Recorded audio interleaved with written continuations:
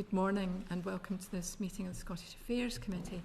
Very pleased to have our witnesses along today, and I would ask you perhaps just to introduce yourselves, your name and your job title, please. We'll start with Mr Johnston.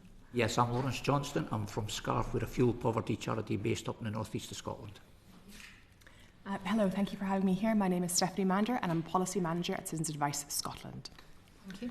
Good morning, Charandeep Singh, Chief Executive at Scottish Chambers of Commerce. Thank you, and congratulations on your recent promotion, Mr Singh. Thank you very much, Chair. That's very kind. Thank you. You're very welcome. So I'll kick off with the first question, which is that clearly since the energy crisis, challenges have remained for households and businesses in Scotland as a result of high energy costs. Do you think standing charges are fair to customers in Scotland? I'll start with Mr Singh. Thank you. Thank you, Chair. Obviously, the energy crisis, whilst the higher pressures of the energy crisis have somewhat eased, a lot of the pressures still exist for the business community. In fact, for the last 3 years, around 60% of our members continue to cite high energy costs as one of the highest cost pressures that they face for running the business. In terms of standing charges, there is an element of unfairness there, particularly when we look at some of our rural businesses and non-urban businesses that are perhaps operating seasonally or are perhaps reduced some of their operations as a result of other issues like availability of labour, but they still have to continue paying the standing charges on their bills. So there is definitely a question around fairness around those businesses that are perhaps having to still shoulder the burden of that cost. In terms of the wider area of how that applies to the wider costs, I do think that even those businesses that are still operating at full capacity, there is still an issue around the high cost of the standing charge. Thank you, Ms Mander. Thank you. Yes, from Citizens Advice Scotland's perspective, we would support tariffs with reduced or removed standing charges for people that would benefit, but that would be people that have limited energy usage. We know that people that have necessarily high energy usage would not necessarily benefit from having reduced or low standing or no standing charges. From our perspective, it's important that the supplier enables people to access the best tariff for their usage, and I'll give you a particular example of somebody who came to visit our network. His name is Simon. His name has been changed necessarily for anonymity reasons, but he had sought support from one of our bureau with various debts, including energy arrears. He was struggling financially because of his low income and because of the cost of living increases. So he decided to not use his gas heating to maintain his house without any heating in it. And he didn't understand why he would continue to receive charges and accrued energy debt despite the fact that he decided to turn off his heating, because of course he had not been aware of the daily standing charges. So there are concerns around that. And I think sort of collectively across the piece, when it comes to the standing charges conversation, our overall thinking is that this is very much not where the focus should be. It feels like this is tinkering around the edges when it comes to trying to tackle the issues when we're talking about energy affordability. From the perspective of Citizens Advice Scotland, this is nowhere near enough to be tackling the depth and the scale and the severity of the issue that we know is existing within Scotland when it comes to the severity of fuel poverty. We can see that in the evidence that we gather from across the network. So from our perspective, the conversations around tackling energy affordability are much more linked to social tariffs and seeing that come forward rather than solutions, I suppose, that we would consider to be more tinkering around the edges, such as standing charges. Yeah, I would certainly echo Stephanie's comments there in terms of how we deliver energy advice to domestic properties in and around the north east of Scotland. The standing charge is very much a hidden evil for many people because they are unaware of the accruing of the charges on a daily basis, even although they've potentially disconnected themselves from their network, but they're still accruing energy debt in the background unbeknown to them. I think the other comment I would make is that I think standing charges are estimated to be around about between 15 and 20% of the total bill cost, and this is a charge that no consumer has any control over, irrespective of how they effectively and efficiently use their own energy consumption. To follow that up, Mr Johnston, do you think the price cap is still effective in protecting households? I think to a degree, but as with a lot of the kind of energy measures that have been tried and tested, some have failed over the last probably 4 to 5 years in particular, it doesn't go far enough. Just we're talking about energy, of course, today, but that comes into just the general cost of living.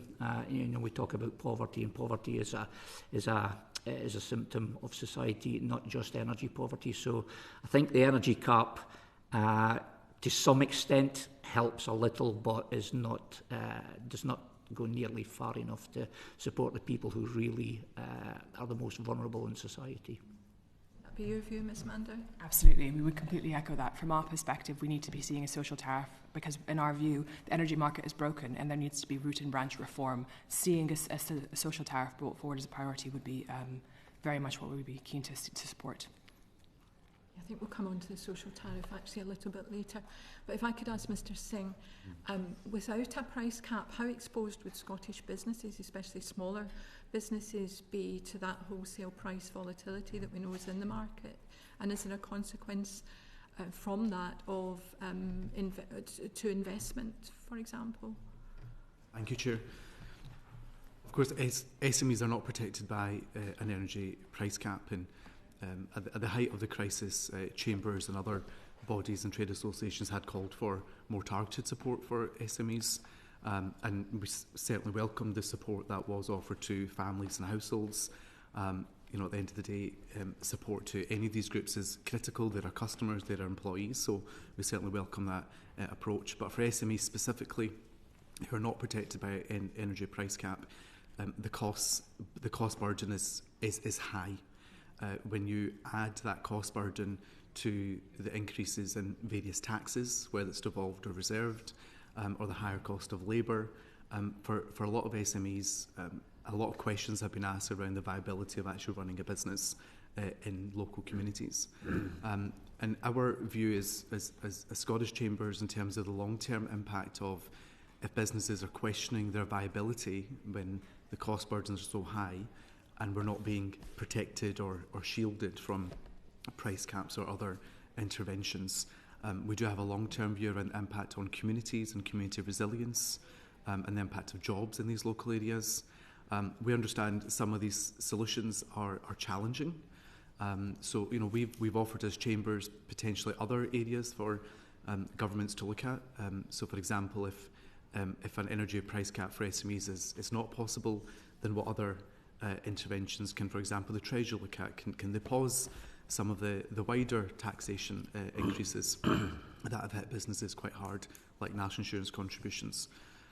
So it's certainly a big issue. It's a day-to-day issue. In fact, one example, and I'll never forget this one, one of our members in Dundee had at a storefront, they switched the lights off in the middle of the shop and the back of the shop, and only switched on the front window area, so people knew they were still open. When customers would walk in, they would switch off that and then put it on the middle section of the shop. So, these are, and that was at the height of the crisis, not today. However, it's important to note the scale of decisions that are being made by SMEs just to survive. And ultimately, this is what this whole debate is around, is we have turned it into a debate around business survival rather than thriving businesses and local communities. So it continues to be a big challenge, and the cost of energy is no longer a crisis question as it was in 2022. It's now baked into decision making. SMEs are not expecting energy prices to come down dramatically to what they used to be, and that will have a long-term impact on decisions around investment as well from an SME perspective. Will they hire? It's a question mark. Will they expand? It's a question mark. Will they open up in a new location? It's a question mark.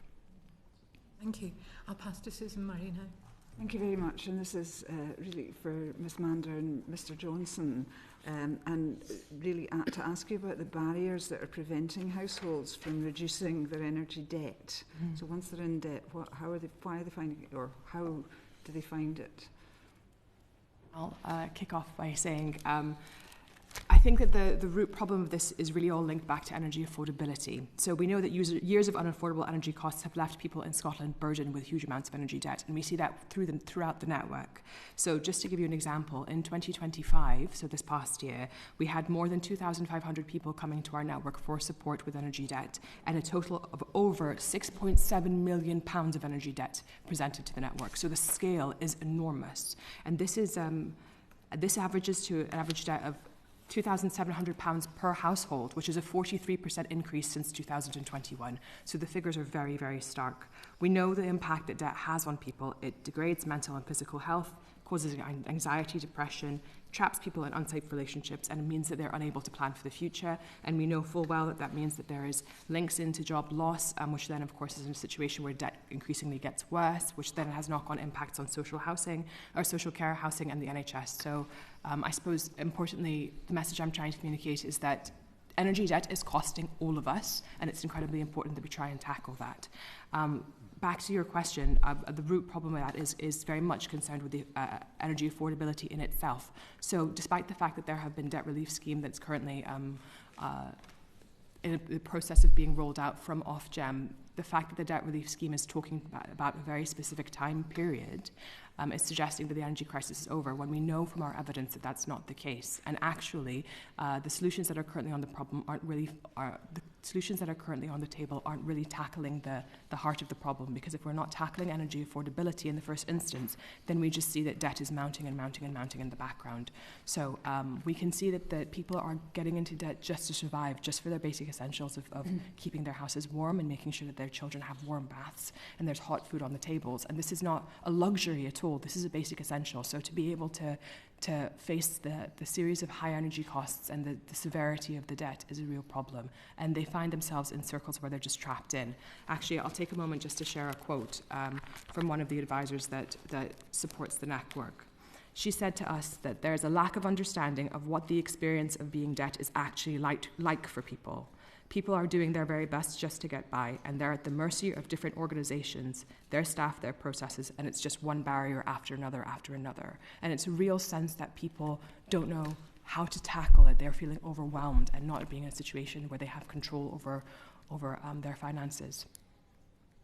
Thank you. Mr. Johnston, have you? Yeah, obviously echo the sentiments again. I think from our perspective, the levels of debt are unprecedented, as we probably all know.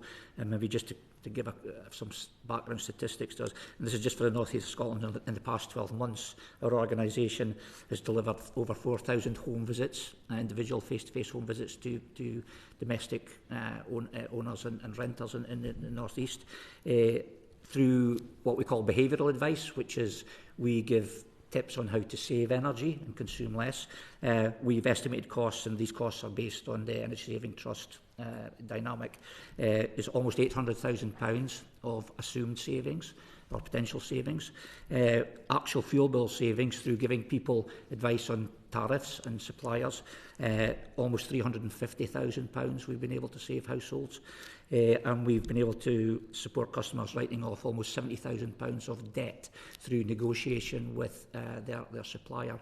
I think the difficulty is that we find it's still the lack of awareness by the consumers and by households of what support is out there, what could potentially be done for them, who to go to if they do think they can be supported.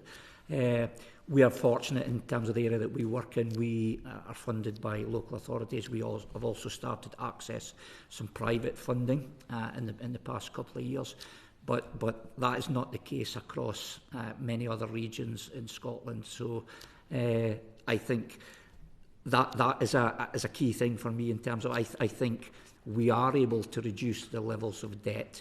We are able to reduce consumption levels, which obviously by default would reduce spend and debt. But it's getting that message out there to the people who really need it. And of course, there is still a stigma around, poverty, and people, they may know tentatively where to go, but it's doing that. It's picking up the phone or popping into a drop-in centre to get help. That's still a big challenge, I think, for many people. So you're seeing behavioural change as part of the solution, but do you think that behaviour has been a large part of the cause, or is it just part of an education process?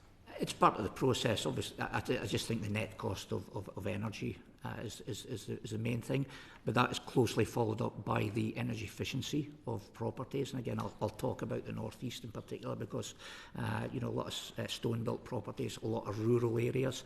So energy efficiency, because no matter how energy conscious you are in the home, if your home is leaking heat, then it's not going to get to the level it needs to be. So how confident are you that Ofgem's proposed debt relief scheme will adequately support households in Scotland who have unmanageable levels of debt? Ms Mander started to touch on that, but just wondered if you'd like to expand a little, or both of you, either. Happy to come in, if that's all right. I just wanted to build off of the point that was made just there by Lawrence around the necessary high energy usage that's existing within rural communities because of the concerns around energy efficiency. I wanted to also bring in the fact that we know that lots of people that are disabled or people that have long-term health conditions also have necessarily high energy usage. And this is because of things like assistive technologies. So, for example, continuous use of ventilators or the need for charging things like electronic wheelchairs, additional hygiene requirements such as additional laundry loads, and the need to have warmer houses in order for them to be able to manage their conditions. We know that being unable to meet the energy needs has a deep and profound impact on people who are disabled and people with long-term health conditions. So with regards to the question around the debt relief scheme and what our thinking is for that, I think we can most readily sum that up by saying that in our view, the scale of the solution does not match the scale of the problem, because we're in a situation where Ofgem's own data has said that there's £4.4 billion worth of debt. £4.4 billion worth of debt. That is a national shame to have that many people struggling. In our view, it is essential that the debt relief scheme is focused on debt write-offs rather than on repayment plans, which is currently the focus. From our perspective, if the proposed scheme has the restricted time period focus I mentioned in my previous answer, that's March 2022 through to April 2024, but we know from the evidence that we see from across the network that the energy crisis goes way beyond this. And we're in a situation where unless we address the issue of energy affordability at its source through a social tariff, debt will continue to accrue despite the fact that there's a debt relief scheme that's on the table. So in our view, it is definitely not adequate. Thank you. Yeah, very much so. I think last data suggested well in excess of 250,000 customers in extreme energy debt. For me, I think I think there needs to be more transparency around how the energy debt relief scheme is going to be structured and administered, because at the end of the day, many people may not know that as consumers, most of us are already paying a contribution as part of our energy bill towards offsetting debt. So this essentially is just the same. But you would assume it must be different before it's being rolled out as a new or an unevolved scheme. But I sit here today not knowing the kind of the structure in behind it, and so when I say transparency, I think we need to understand more about how this scheme is actually administered in terms of, and it's hard numbers we need to see. They're talking about recovering, I think, about £500,000 worth of the debt in the first year, but what does that actually mean against £4 billion worth of debt? It's just it doesn't seem to even touch the tip of the iceberg. And how do you respond to concerns that financing Ofgem's debt relief scheme actually risks shifting onto the people who are already facing the high energy bills and struggling? Yeah, well, that's exactly what's likely to happen, yeah. A supplementary from Madeleine Stewart. Those numbers are actually really shocking. And Mr Johnston, you had said about the standing charge being a hidden evil. Now, do you think consumers are actually, do you think we need to look at how we educate people to understand that is happening? So how do you think that we could do that a bit more clearer?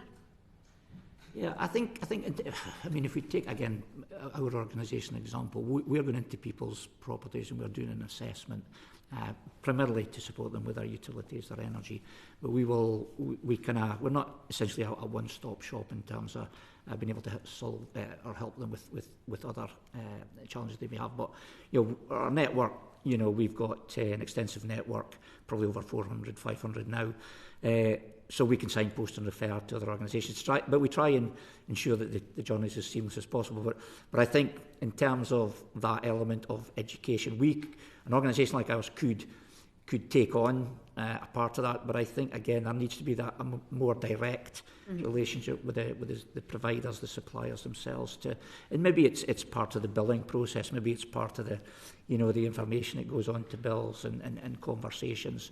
Because I do feel at the moment it's almost like a taboo subject, and it doesn't get spoken about. So it needs to be. And again, I think this go back to more transparency. With suppliers in particular around this. These are how costs are made up. They do it to an extent, but again, not. And undoubtedly there's a reason that they don't do it.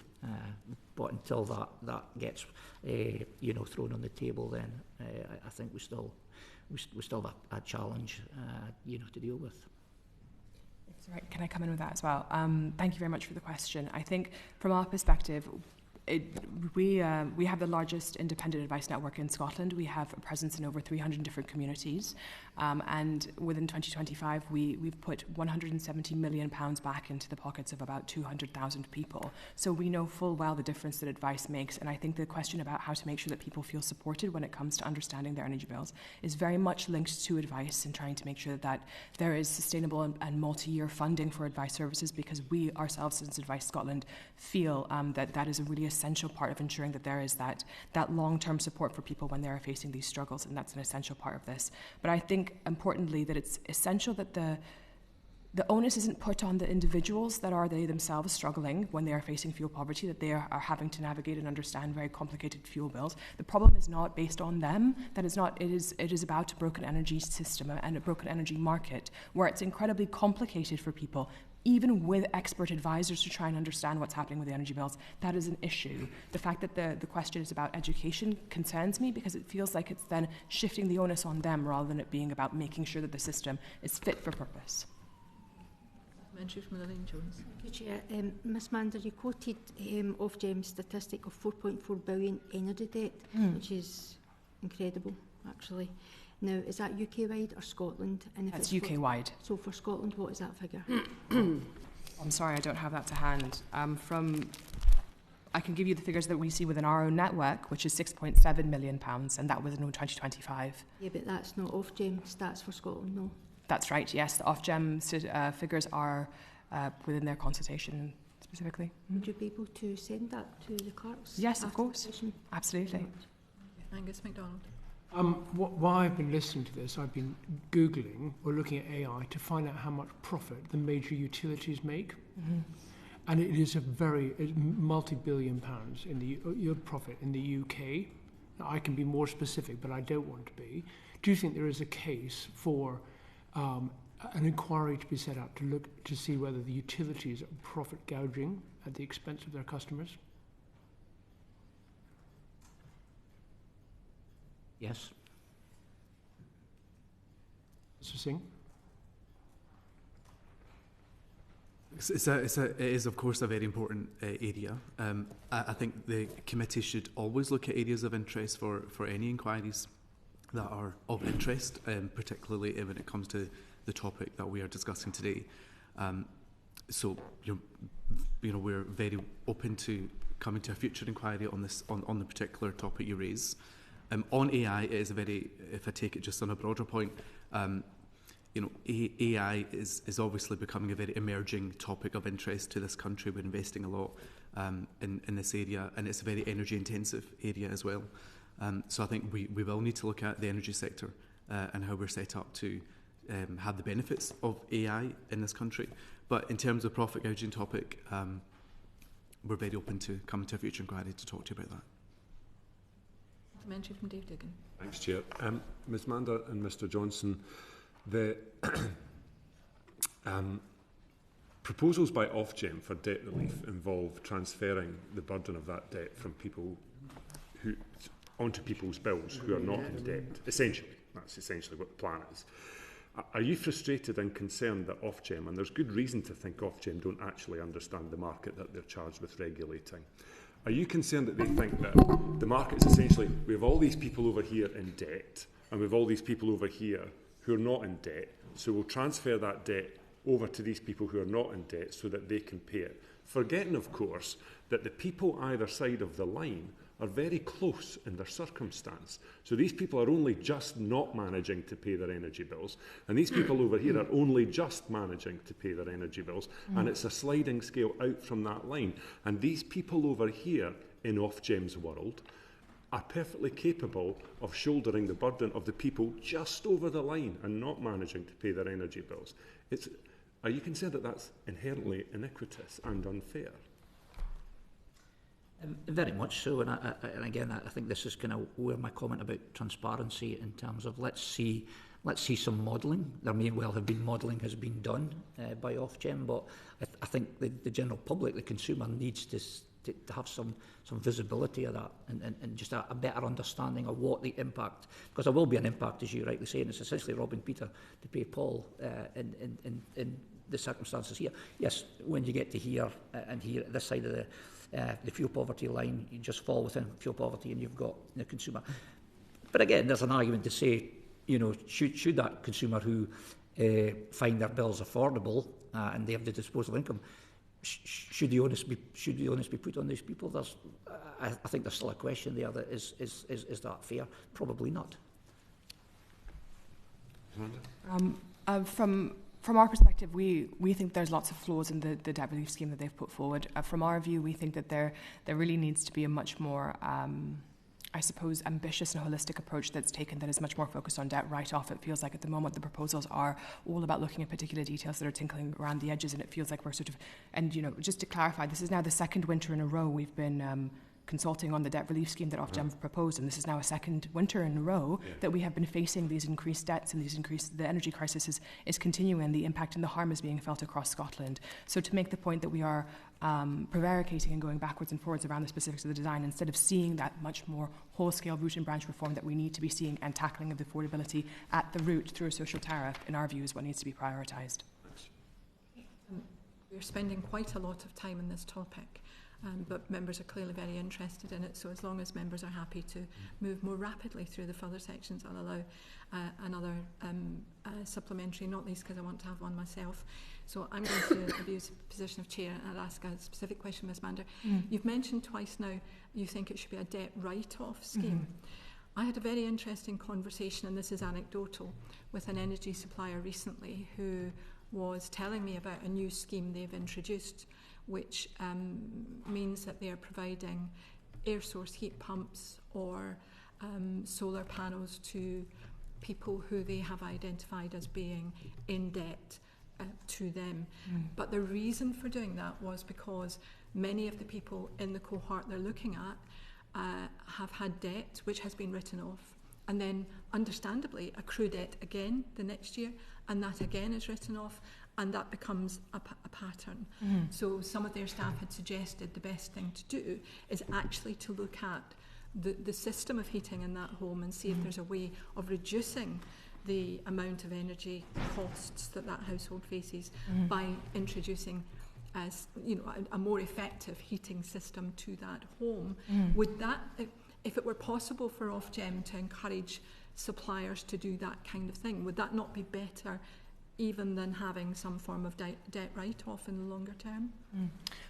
From our perspective, putting in place energy efficiency measures such as, for example, clean heat technologies or looking at fabric-based solutions, in our view, that is absolutely something that we would be encouraging, but that is also a long-term solution, and we're talking about currently being in crisis, as I've just shared with you, the statistics that are showing the severity of the issue and the harms that are being felt across the network and people coming to us. I mean, from from our view, we would be encouraging of that, but at the same time, we need to make sure that the conversations we're having about energy efficiency that are talking about future generations, the benefits they'll see, we cannot forget the current generation and the impacts that are happening within that. So when it comes to tackling debt, I hear your point around debt write-off, and then again, there's future debt write-off, but of course, I'll point towards this, and you'll be expecting me to say this, at the root of this problem is the affordability of energy, and therefore we need to make sure that we're putting in place a social tariff.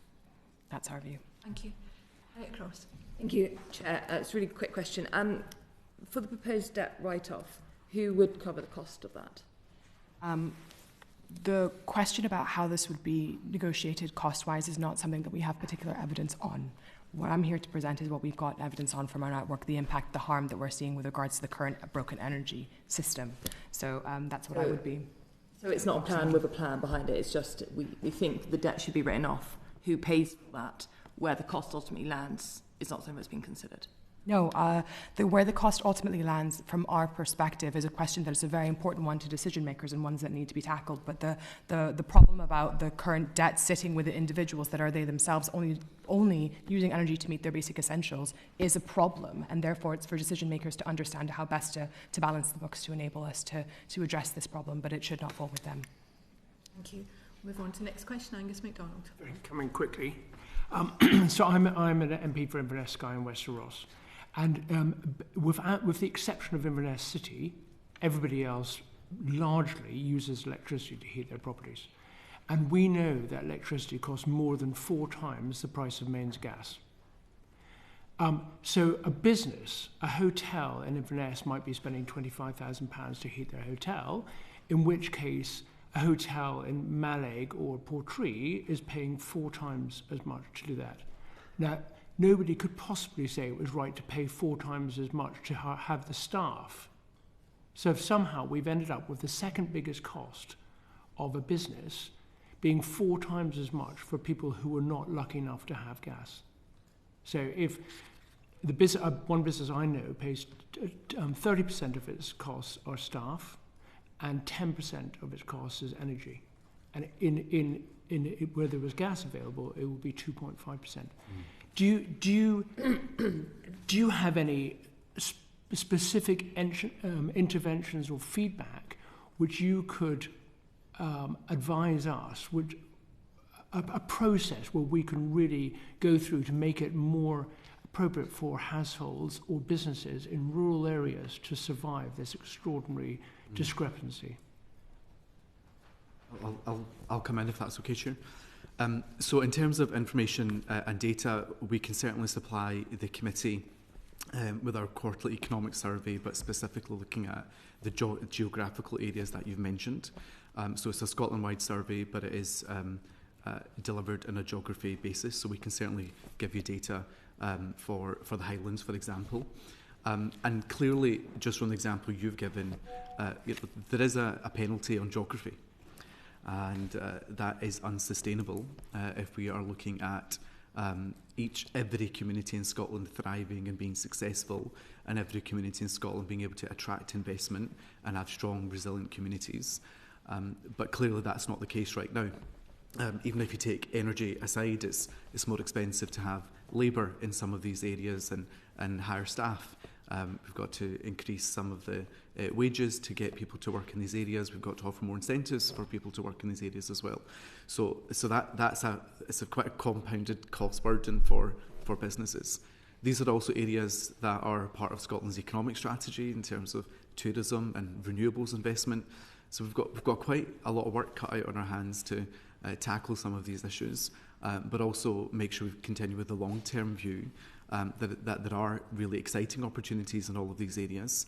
But in the short term, and this is the challenge that we all have, that the short-term challenges that we're discussing will have an impact on the long term, but we need to make sure that the long-term investments are coming through for the resilience of these communities. So we can definitely supply you with the data, and we can break it down by sector as well to help and inform your thinking. But there is definitely a penalty on geography here. In fact, timing also plays a big issue here. One of our members at the height of the crisis in Dundee had sent their representation through to the local chamber, and effectively had said to us that it was effectively like winning or losing the lottery, depending on when your contract renewal was with your energy supplier. And that was the difference between surviving or shutting down. So timing is obviously a big issue when it comes to contract renewal too, but geography is an important issue. And for those businesses in these regions, they are exceptionally worried, as are all businesses.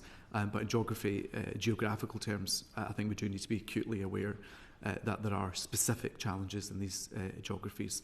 Of course, there's also the households, and I think colleagues might talk more about that, but households that are not actually connected to the grid and use other alternative fuel options, and the cost burden on that too. So there's a lot of wide-ranging issues around there. Of course, renewable energies and how we are managing the transition, I think, will be critical. And ultimately, we all want affordable energy, and how we're balancing renewables and the North Sea and the transition, protecting our skill set, protecting our resources, I think will ultimately be the full solution to the shared goal that we all want to get to. Mander, did you want to add something to that?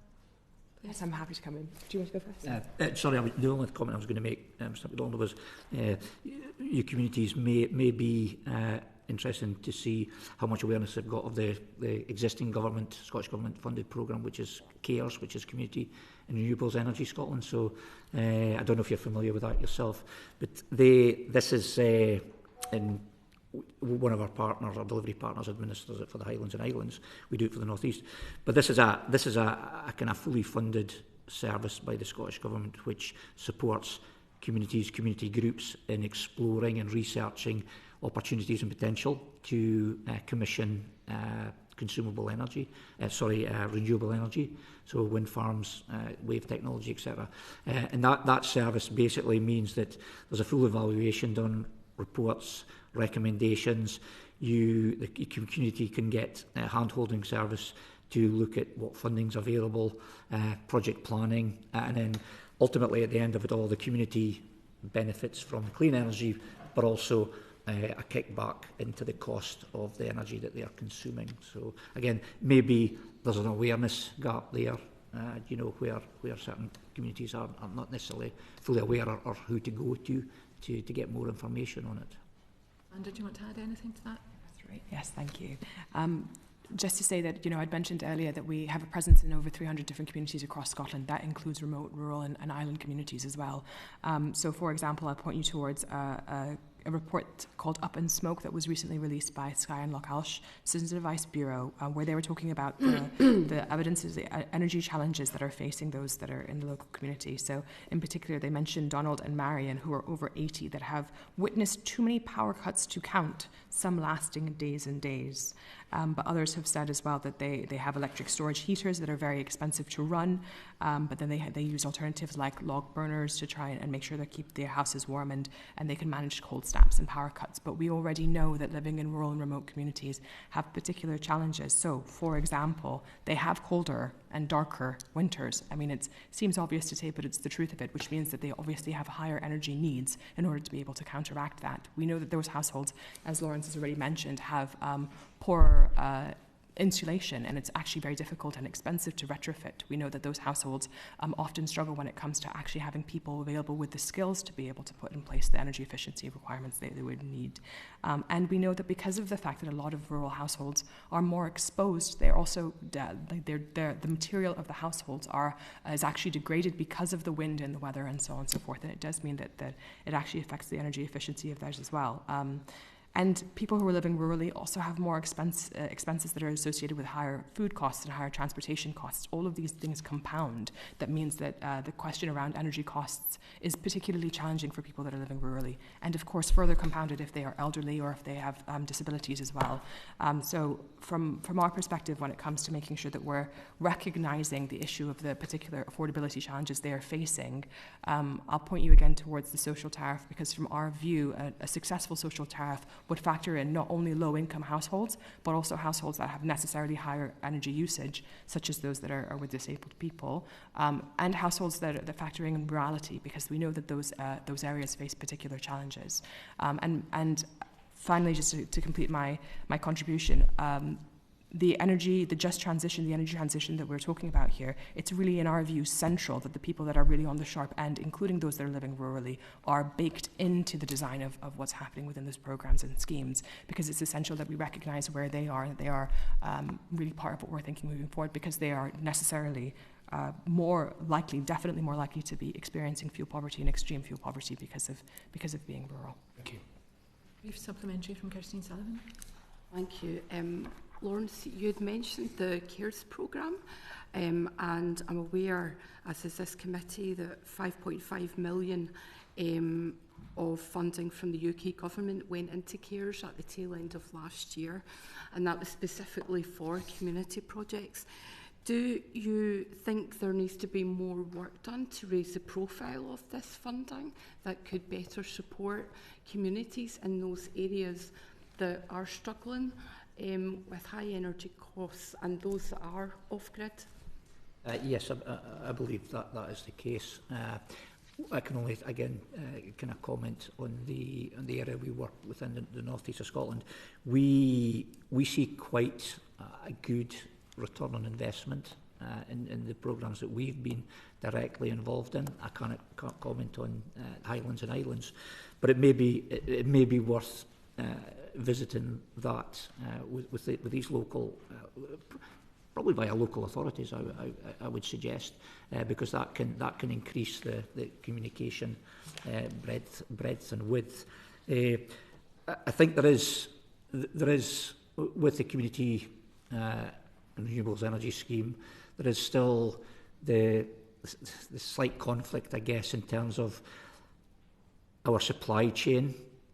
Is probably not where it needs to be in terms of the cost effectiveness and the cost efficiencies. So, although I say we see good return on investment, we are mainland. I think obviously when you start to go out with the mainland and into the islands, the whole supply chain, the costs increase quite significantly. So therefore, the return on investment and therefore the evaluation or the approval to proceed may be a more difficult question to get answered positively. Next question is from Maureen Burke. Thanks, it's to yourself, Ms Mander, but I think you've really covered part of my question. So I'll go into maybe another part of that, is that, how sufficient is the available data that would make implementing a social tariff possible? I know that there are concerns around that data and trying to make sure that it's adequate in order to enable the rollout of a social tariff. So Citizens Advice Scotland were part of the Scottish Government's Social Tariff Working Group, and we would very much endorse their recommendations as part of their report, and I would point you in that direction. And equally, I would echo back some work that's been done by the Energy Security and Net Zero Committee, that because they recently had an evidence session with the big energy suppliers and talked about, as a result of that, they then produced a report that was informed by that session. They themselves have called for a social tariff, and within that, they've called for an energy data sharing task force that would be set up by the UK government, and the purpose of that would be for energy suppliers, government departments, local authorities, HMRC, NHS and relevant third parties to establish effective mechanisms for that data sharing to improve the delivery of support schemes and enable the introduction of a social tariff. We think that there is merit in that, and we'd be encouraging resources to go towards that with urgency. Forgive me if I'm repeating this question, but how do you respond to the argument that lowering the cost of energy and improving energy efficiency is a more effective way of reducing bills rather than a social tariff? I mean, in our view, as you will have heard, we certainly believe that a social tariff is the most important way to approach it because it's tackling the question of affordability at the root. Absolutely supportive of energy efficiency measures, but again, I'll point to the fact that we're talking about that in the longer term. It will take necessarily time in order to put that in place. We'd be very keen to make sure that the households that are on the sharp end get prioritisation when it comes to putting forward those energy efficiency measures. But we need to be realistic in where we are right now. And the debt crisis, the conversation that we've been having on the debt crisis has been years and years and years in the making, and we're only seeing it becoming more stark. And how do you respond to the argument that lowering the cost of energy and improving energy efficiency is a more effective way of reducing bills rather than a social tariff? Am I repeating that? Is that the one that's Sorry. Yeah. There is a point there, though, about the cost of energy. Yeah. Surely reducing the cost of energy overall would be the most important thing for all of these arguments. Absolutely. Yeah. Supplementary, Dave. Yeah, just to follow on very quickly from that, I think both improving energy efficiency and the cost of energy would be helpful. Added to a social tariff would also be helpful. Is it cogent to suggest that a social tariff could be delivered with a level of immediacy that all the energy efficiency and lower energy prices that they'll need to unwind through the system over time, whereas if there was a political will and legislative intent, we could introduce a social tariff much more quickly and make life substantially better for people who are at the very sharp end of paying for their energy. Absolutely. I think that so looking, for example, at the Energy Security Net Zero Committee's recent work on this, they were calling for a consultation on a social tariff to be released in January 2026, which now, of course, we have come and gone, and they were hoping that they would be put in place, rolled out by this upcoming winter. So that level of urgency is certainly what we're really looking to see, and I absolutely take your point that we need to be seeing action now to be helping people that are currently and experiencing that harm that we see across the network. Okay. I mean, our advisors are helping people every day to be able to tackle these issues, but they're not magicians, and they cannot fix the broken energy market. And to be honest with you, it takes a real toll on the advisors as well, having constant, mounting caseloads and being in situations where they're having conversations with people that are really feeling the harm of the problems. conversations that are about suicidal thoughts or being concerned about being able to put food on the table for their children or being able to afford to keep them warm. One of the examples that I really remember is one from an individual called Callum, who was a new father that woke up to a household that was cold and dark, and it's a parent's worst nightmare to have that. He also had two younger children as well, and he came to our bureau because he was looking for emergency support. When he came to us, he was in receipt of universal credit, but it was 6 days until he received the next payment, and he told us that he was not able to afford baby formula or nappies, and obviously then not able to top up his meter. So from our perspective, we're hearing stories like that all the time. We hear stories about pensioners going to bed at 4 p.m. because they're concerned about trying to save energy with turning off their lights or trying to keep warm by staying under their blankets. We hear about people with long-term health conditions that are in situations where they are facing discomfort in their final months because they cannot afford to keep their house warm enough. So this is the reality that is facing advisors across the network, and this is what we're hearing every day. Next question, Elaine Stewart. In the back of that, at present, how effective are existing government schemes aimed at reducing energy bills? How effective are they? In our view, they're not effective enough. I think we've already touched on the debt relief scheme and the shortcomings of that from our perspective. We're encouraged to see that the warm home discount has now been continued. But in our view, it's very much scratching the surface of what needs to be happening. £150 is nowhere near enough to be tackling the scale of the issue that we are seeing across the network. So in our view, it's not sufficient. I could maybe refer to a real example that we're involved in the North East. We are the delivery agent on behalf of the government for the Warm Home Scotland Home Energy Scotland programme. We have also been running complementary to that an eco programme. This is the same eco programme that will end on the 31st of March. It was partially funded by an additional £150 charge that was put on to consumer and energy bills. Only £59 of that charge was actually directed to the eco fund, so we're talking about £60 a year for a consumer. There was a comment made from a member of the government at the budget to say that the eco scheme was being withdrawn because it had failed. So if I can now maybe just reference some data, and this is relevant to Scarf in the northeast of Scotland. During our time supporting local authorities administering the eco scheme, this is from the most recent iteration, Eco 4, which started in late 2024. We supported 1,600 unique properties to benefit from eligible properties to benefit from energy efficiency measures. So eligibility takes into consideration EPC rating, it's means tested as well. Those 1,500 properties benefited from almost 5,000 measures, so that's solar, heat pumps, loft cavity insulation. The funding that brought in from the energy companies themselves, who are part of this programme, for the North East Scotland was £28 million in the essentially a year and a half that it's been running. So for me, it's frustrating. Sorry, I can add to that as well. It also achieved over £2 million of annual bill savings, actual bill savings for the households that benefit from measures. Average property benefited from around about £18,000 worth of work at no cost to them through the scheme. So our frustration is, as an organisation, we believe we have demonstrated that this was a very, very successful scheme if administered well. So I think there are schemes, have been schemes. Unfortunately, this scheme has now been withdrawn from the end of March. So we have had schemes, and we continue to have schemes. But again, we need to accept that these things are demonstrable and are positive, but they need to be delivered consistently in all the areas that they're available to the consumer. And how do you report back on like that successful scheme, and is it just not getting listened to? Is that what you're saying? So reporting from ourselves goes via the installers, which then ultimately ends up with Ofgem. So Ofgem, and we're also reporting to the local authorities as well, although the local authorities have no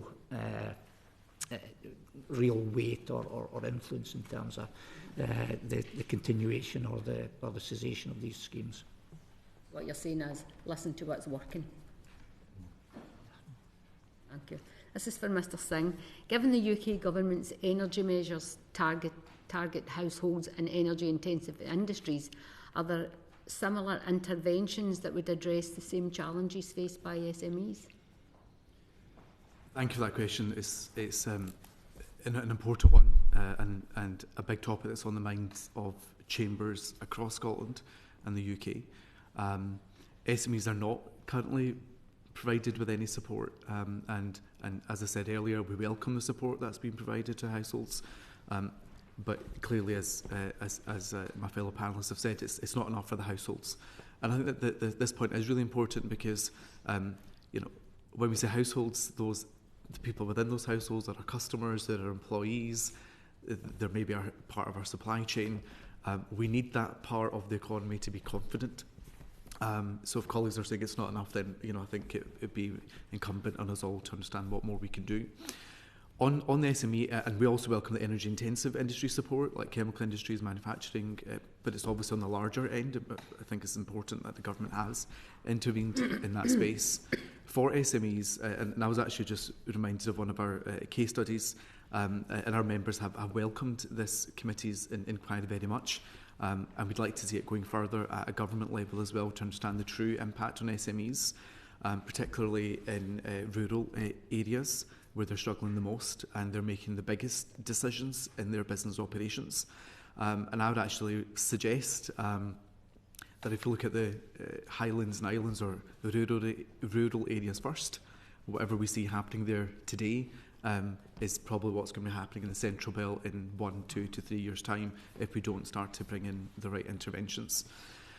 But it is a difficult topic in terms of what support is on offer for SMEs when it comes to energy, which is why we're gearing more towards some of the levers that, for example, the Treasury can use now, because the challenge is being felt now by SMEs. So when I mentioned earlier around employer national insurance contributions increasing or minimum wages going up, these are obviously important interventions for various reasons, but from an SME impact on a day-to-day, we're seeing the cost piling up.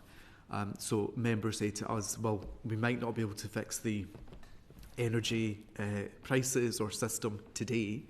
We should have a focus on it for the medium to long term, but what levers can we pull today to support them? So that's very much a message from our members around what costs could be paused, what costs could be reduced. And if it can't happen right away, Can Treasury give us some kind of signal, perhaps in 2027 or 2028, to try and give some of that policy certainty, try and give some of that fiscal stability, that businesses know that, okay, we're perhaps being burdened today, but it will be eased in 1 to 2 or 3 years' time.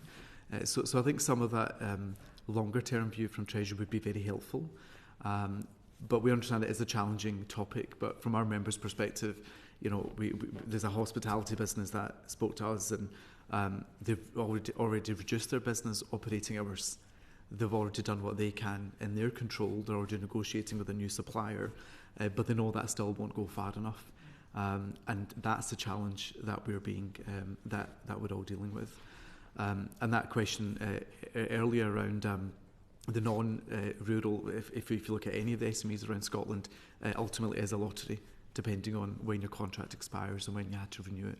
And that's the big challenge. We're not going to see some of the impacts on this for a couple of years down the line. Thank you. Brief supplementary from Susan Murray.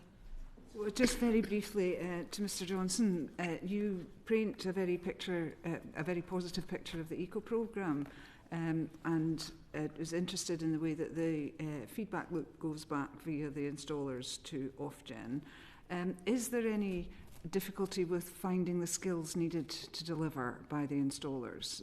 Is that something that you come across? Yeah, there are supply chain challenges. How we do it, as an example, is we have a framework on Public Contract Scotland. So we have 7 contractors who we try and kind of keep as kind of the most local contractors, just in terms of the circular economy. But we have contractors coming from the Central Belt as well, who have the skills and the expertise, and probably fair to say within themselves have had the foresight to evolve their businesses to look at the energy transition. But I think if we were going to start looking nationally across Scotland, there's an extreme skills shortage, and the supply chain is the supply chain right now is not capable of delivering the targets that currently exist. Thank you very much. Mr Johnston, when the feedback's being given through the installers, does feedback come from the users, from the people who have had these Yes. Part of our process, we do customer satisfaction. So we do essentially what we call, there's a technical evaluation reports, but we also do social evaluation reports. So we talk to the householders before any works have been undertaken, and then generally within 6 to 12 months we revisit with the householders to get a before and after scenario. Thank you. Lillian Jones. Thank you, Chair. We've briefly touched on this, but I'm going to ask the question nevertheless. Does the scale and design of the UK Government's Warm Homes Plan align with what you think is needed to reduce energy bills and improve energy efficiency? And that's to Ms Mahers and Mr Johnston. I'm happy to go first. So I previously spoke to the Warm Home discount, but if you're talking about the Warm Homes Plan... Warm Homes Plan, yeah. Yes. So in our view, it's really important that those the people who are least able to pay, the ones that are on the sharp end, are very central to the design of the work. We think that it's encouraging to see that there is investment that is happening with regards to the energy efficiency conversation, but action is needed on the cost of energy in the immediate term, which is why we are very keen to be seeing that that social tariff brought forward, because at the moment, at the moment, it feels like people who are very much on the sharp end, the idea of being able to put in place energy efficiency measures in their homes feels like a point that's really far into the future. They're currently struggling, often with compounded multiple different issues that they're balancing. So the idea of then, if you cannot afford to keep energy on at the moment in their household, to keep the lights on, keep the heating on, the concept of putting in place energy efficiency measures feels very out of reach for them. So it's so central that they are really front and centre of the design of this. Probably concisely for me is from what information is available around the detail of the Warm Homes Plan. I believe we essentially have that already within Scotland with Warm Homes Scotland and Home Energy Scotland.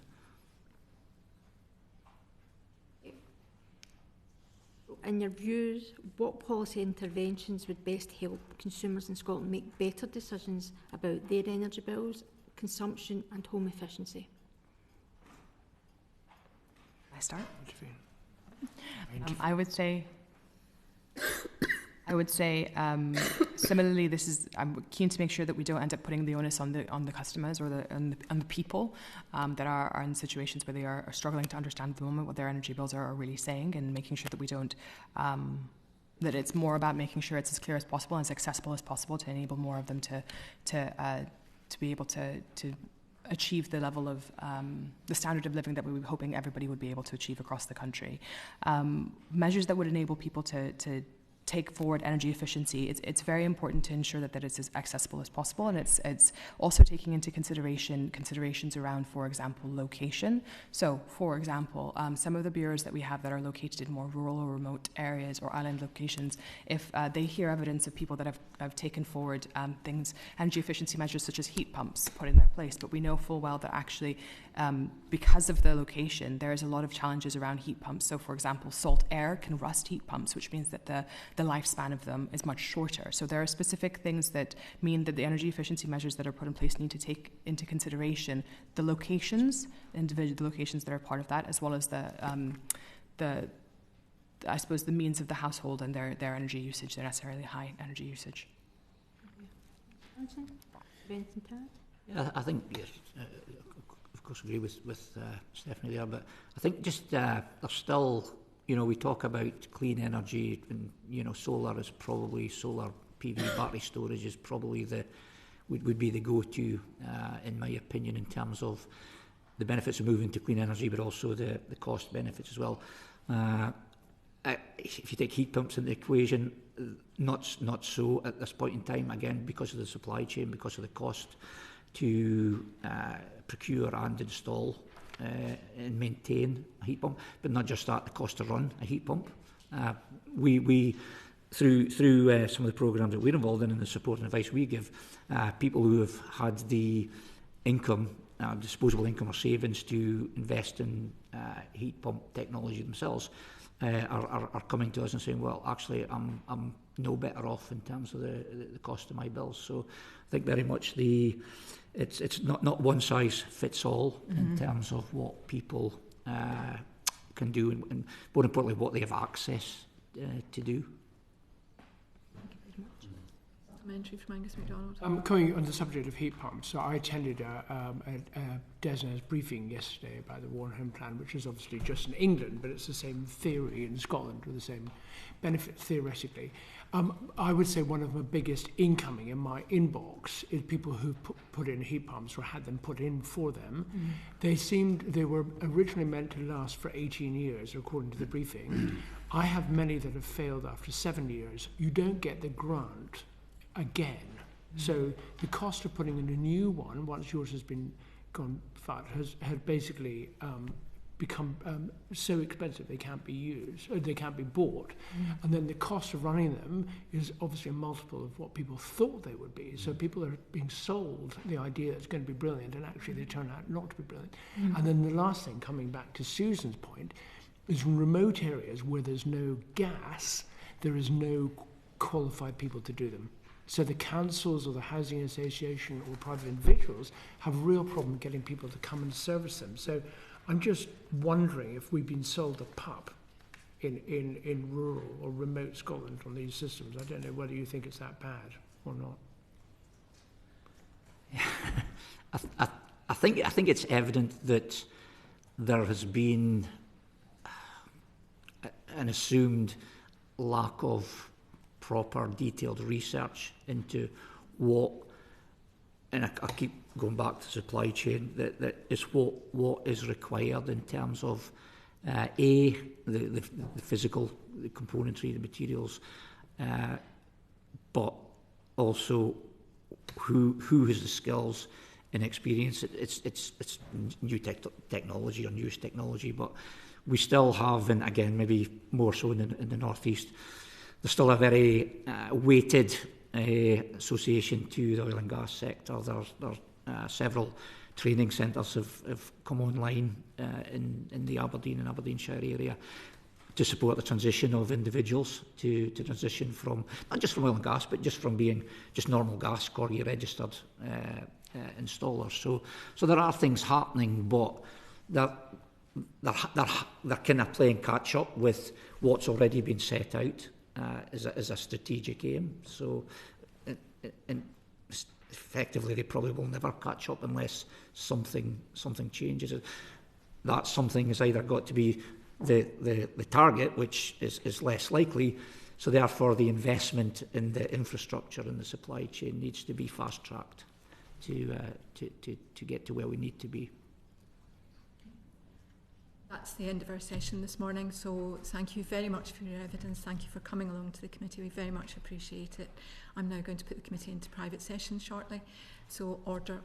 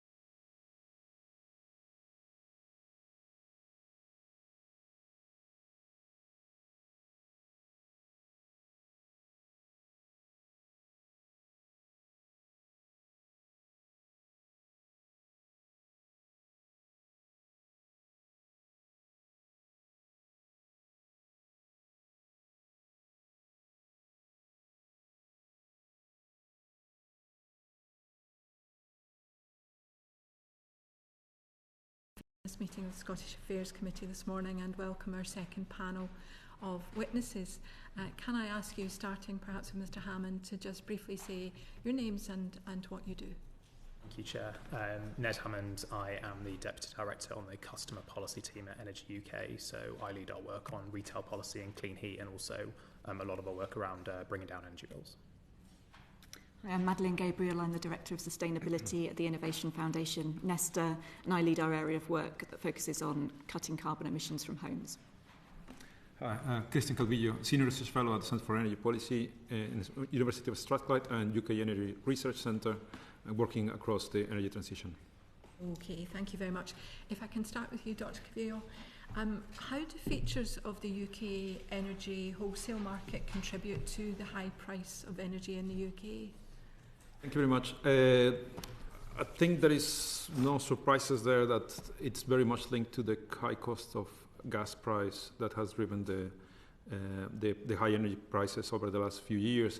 My colleagues in the UK Energy Research Centre did a good analysis and released a report recently with analysing this.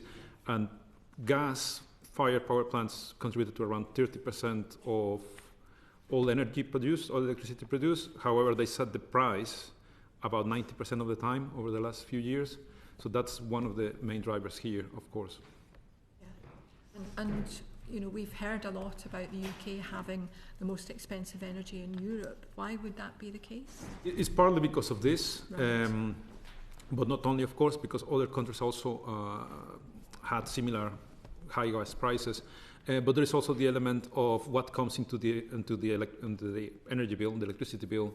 Network costs also a bit higher here in the UK than what you would see in other parts of Europe. That arguably comes to disinvestment over many decades.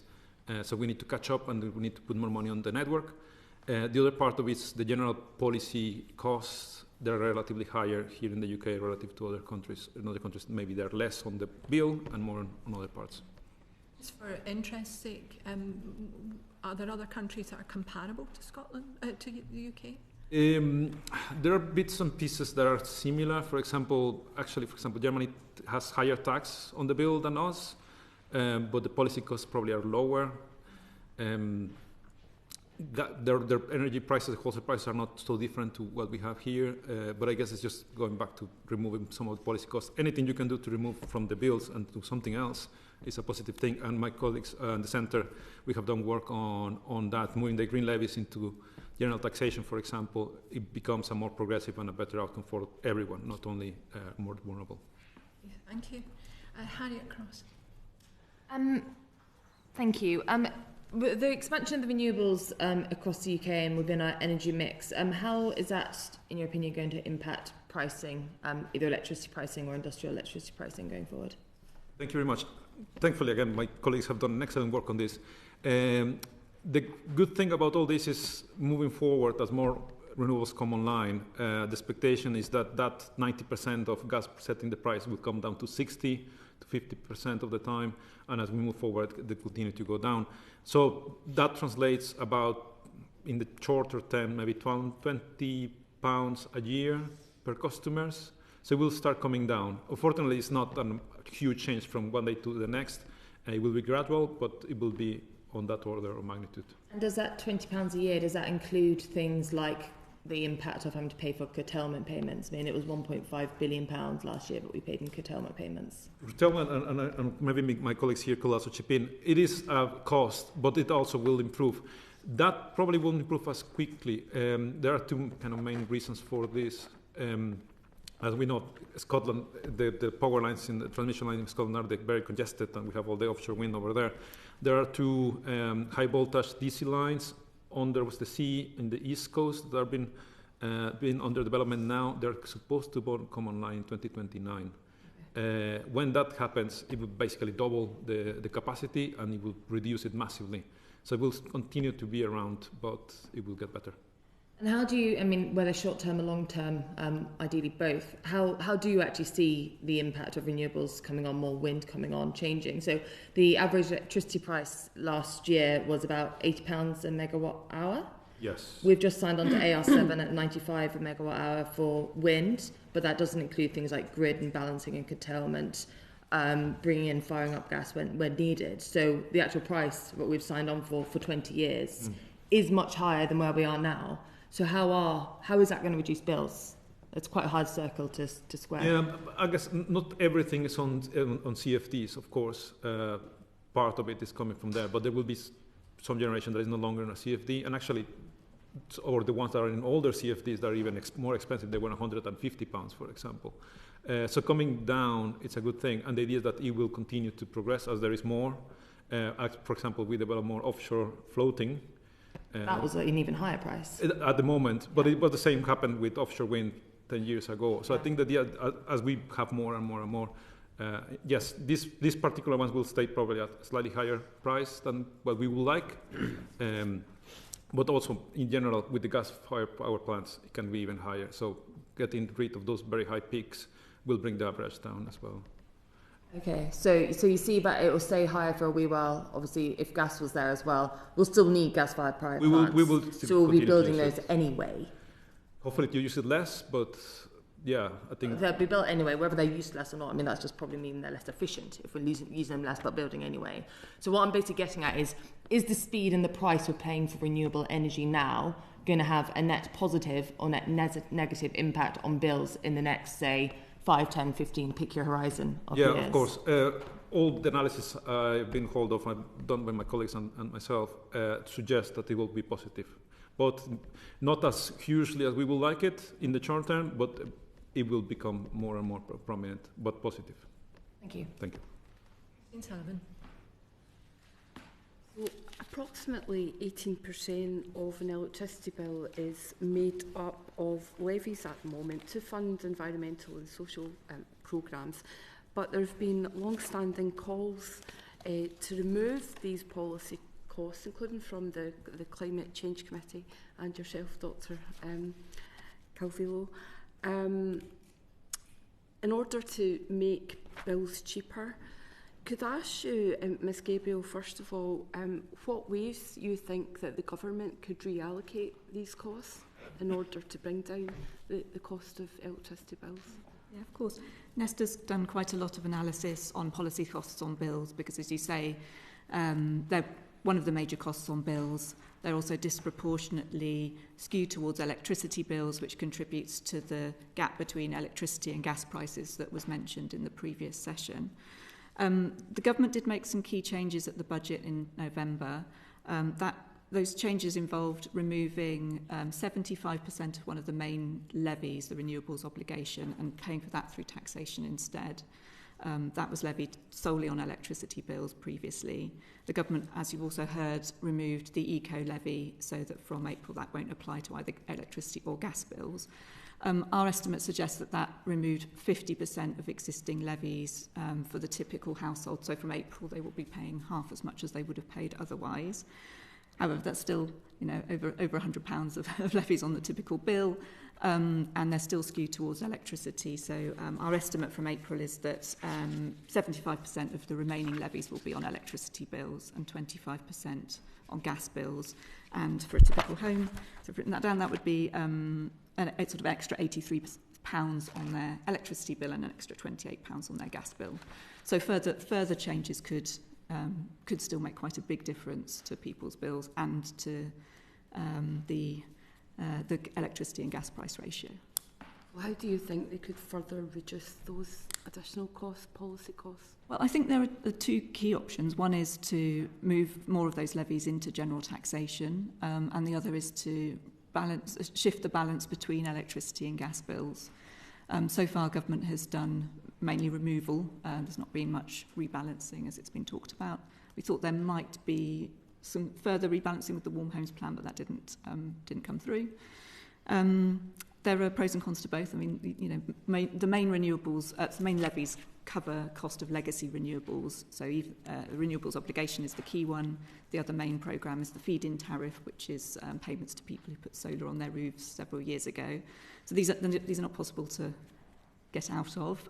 Government has, I think, recently announced that they will start linking these payments to CPI rather than RPI, which does reduce the payment, the cost over time somewhat.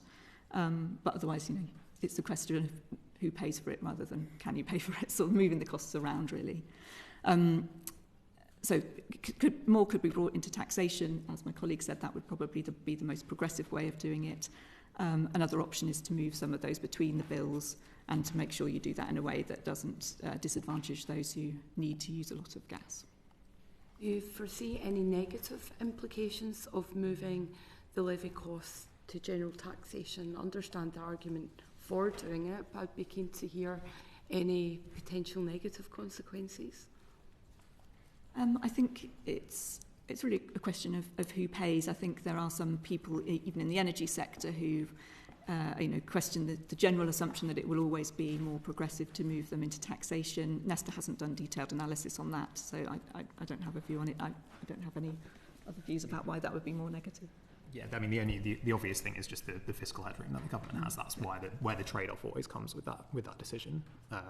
Whereas then the sort of rebalancing decision is around, do you increase costs for gas users? There is an opportunity at the moment which hasn't yet been taken, but because of the removal of the energy company obligation, you've had a reduction in the gas costs. So you could actually now rebalance some costs from electricity to gas without having a net increase, where you could still have a decent net decrease in gas costs following that. And then you would be encouraging shifts to low carbon technologies through doing that without having that impact on gas users. And can I ask what factors or barriers have influenced successive governments' decisions not to do that rebalancing? Why do you think that is? Essentially, it comes down to those trade-offs. It's do we have the fiscal capacity? Do we want to use our fiscal capacity for that purpose or for other purposes in terms of moving costs into general taxation? And then when it comes to rebalancing costs between electricity and gas, it's the sort of political challenge of increasing costs for gas users. And I think it's around sort of 3/4 or more of households in the UK use gas for heating. So while most would then benefit from the net change by moving them away from electricity. Some high gas users would see higher overall costs as a result of shifting them to gas, and that's the thing that ourselves and Nesta have done in analysis, is looking at how you could then protect those customers while still rebalancing costs to gas, to a combination of gas and taxation, and then reducing electricity costs. Just add to that point, I think it is worth noting that levies have been removed from gas bills as well as electricity bills through the removal of eco, and that does, as Ned said, create an opportunity to move some levies across from electricity without pushing up bills for gas users overall. And I think that's worth taking. I think as my colleague said, there are some trade-offs with moving levies between bills, but there are also some real positives that sometimes get overlooked. In that, I think we've already heard earlier, where communities are on electricity and not on the gas grid, some of those then end up paying an awful lot for their energy, particularly if they're using direct electric heating rather than more efficient technologies like heat pumps. And that means when most of the levies are on electricity, those users are paying a much higher burden or much higher share of levies than dual fuel households. They also have a much higher rate of fuel poverty. Those who are only on electricity are much more likely to be in fuel poverty, and the fuel poverty gap is deeper, so that they are more in fuel poverty than the average for a dual fuel household in fuel poverty. So shifting levies can make a really quite substantial difference to their bills and move them closer to being not in fuel poverty. Although they are a smaller group than the large majority of people who are on gas. So yeah, it's all about trade-offs. Every word you've said is bread and butter to me, because it comes up the whole time. Basically, the people in rural and remote Britain, not just Scotland, are subsidising the people in the cities. That's actually what's happening.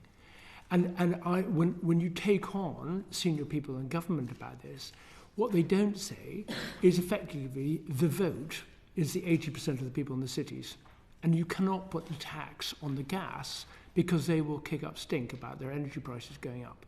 But meanwhile, it's the people in remote Britain who are funding it.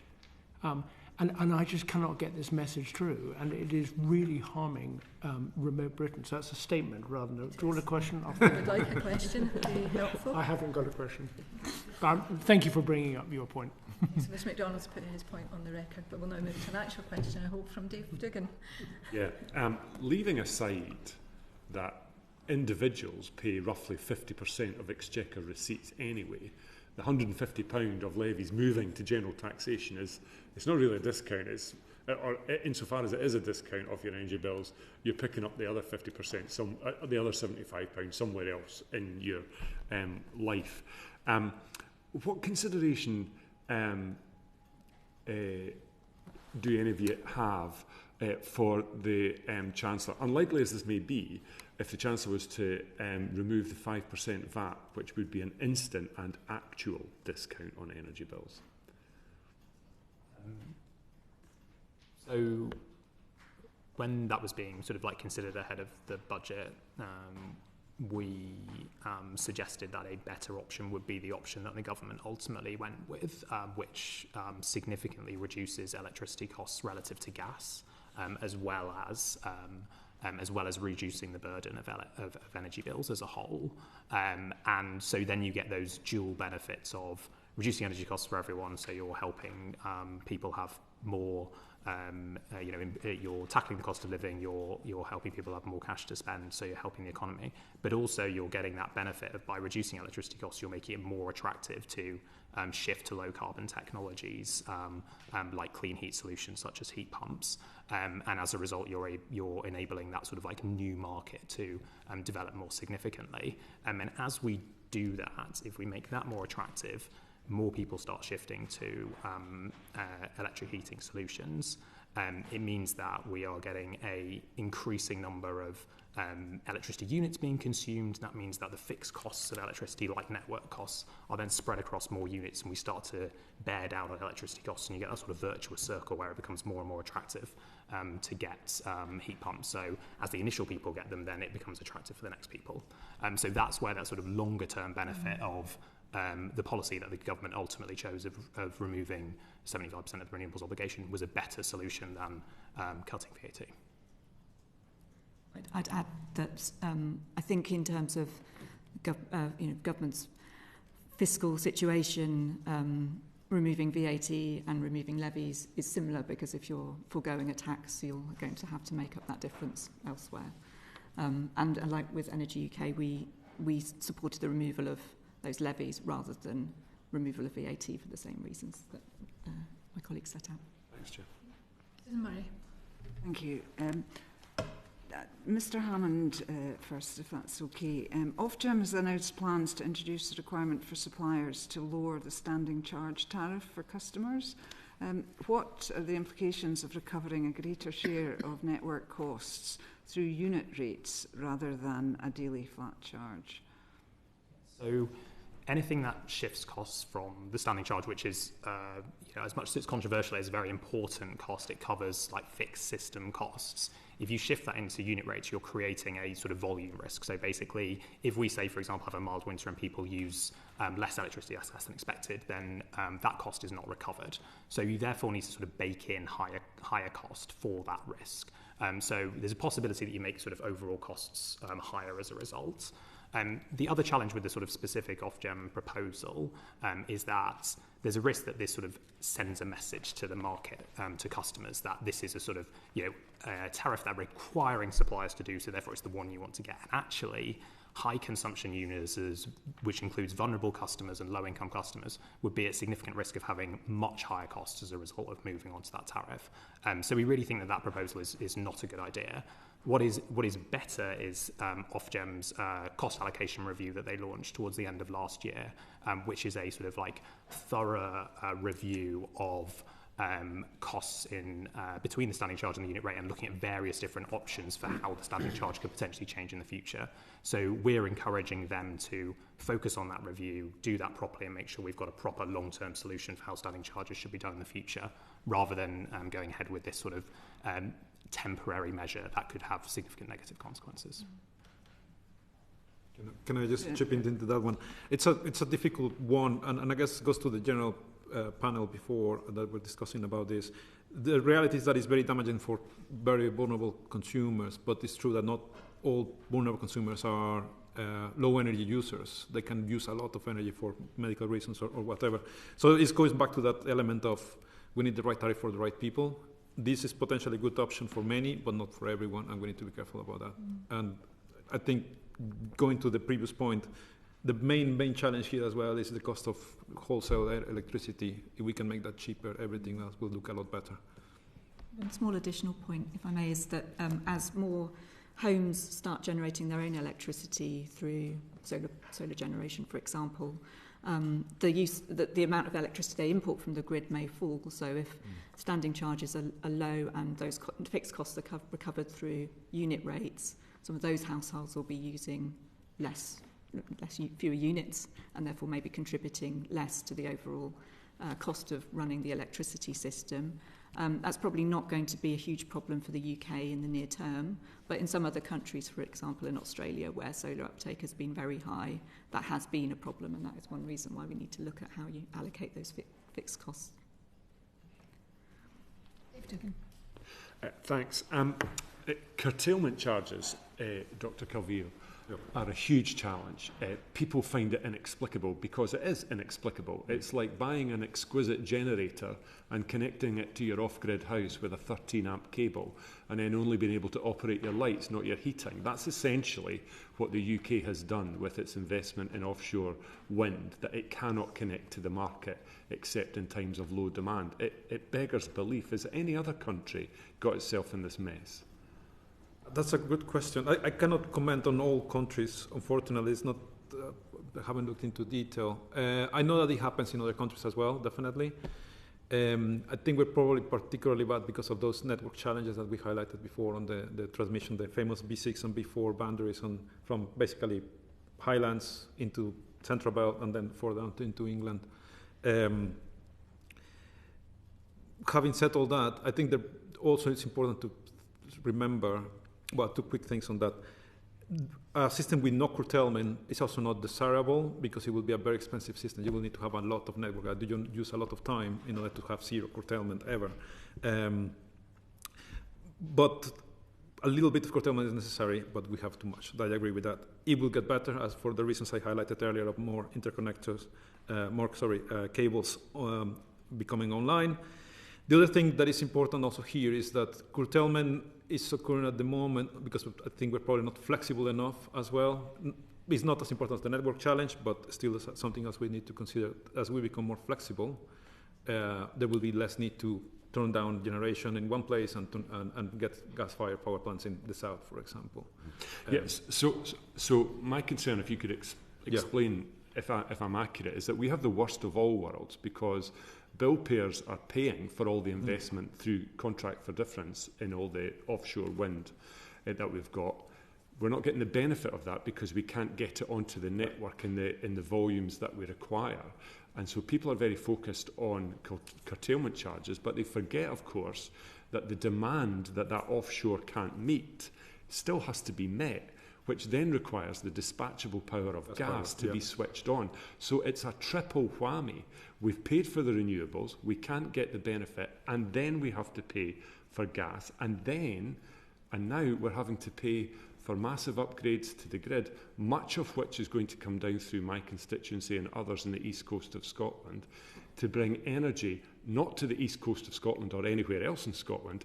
To Mr MacDonald's point, it has to bring that energy to the large conurbations in the Midlands and the south of England. When is this situation going to improve for people in Scotland? That is a very good question. Tunnel pricing is another matter altogether, and it's a challenge in itself, and I'm sure my colleagues here will have views on that. And I have had conversations like that with people in the Highlands, and they cannot understand why this is turning all day, and I have the highest electricity price in the country, and it's a very difficult square to circle. Unfortunately, we are in that, and Ofgem made the decision about not going for zonal pricing. But hopefully the benefit here is when we get those transmission network constraints better, it will improve massively, and then prices will come down for everyone. I don't have a short answer for that, unfortunately. So Hammond. Yeah, you're absolutely right that there's a lot of generation in Scotland. Then the demand is then further south.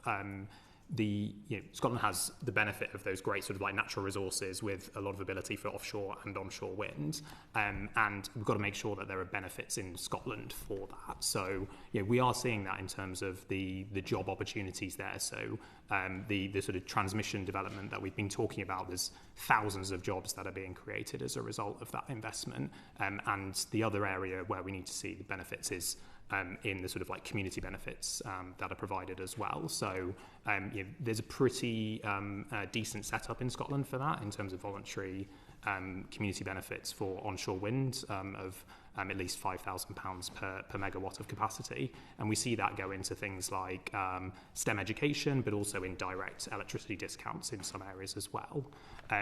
The other thing that is being set up at the moment that we support is the bill discount scheme for people who are close to transmission networks that are being developed, where they will get £2,500 over 10 years.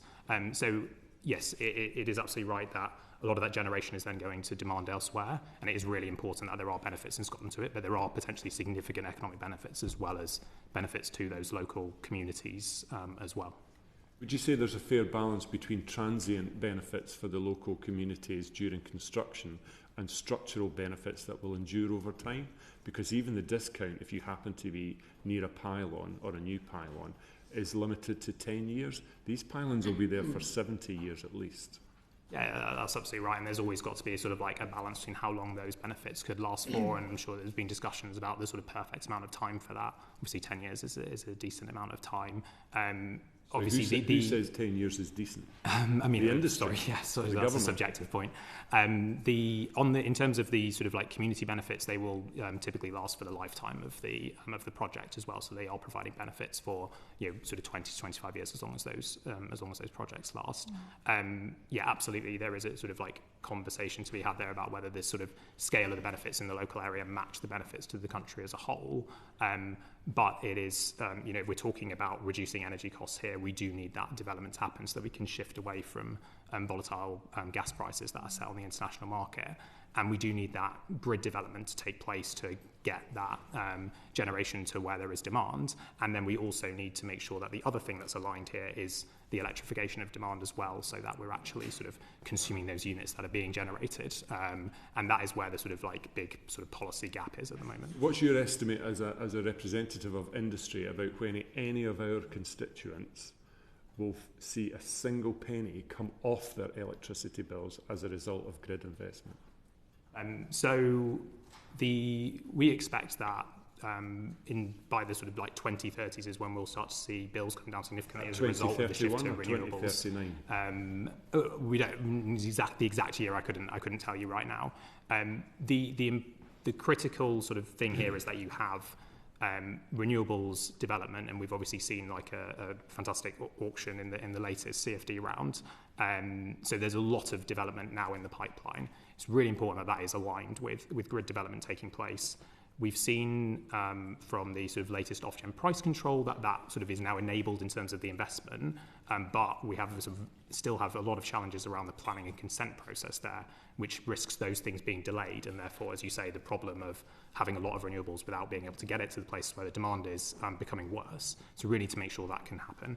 And then finally, we need to align that with electrification of demand.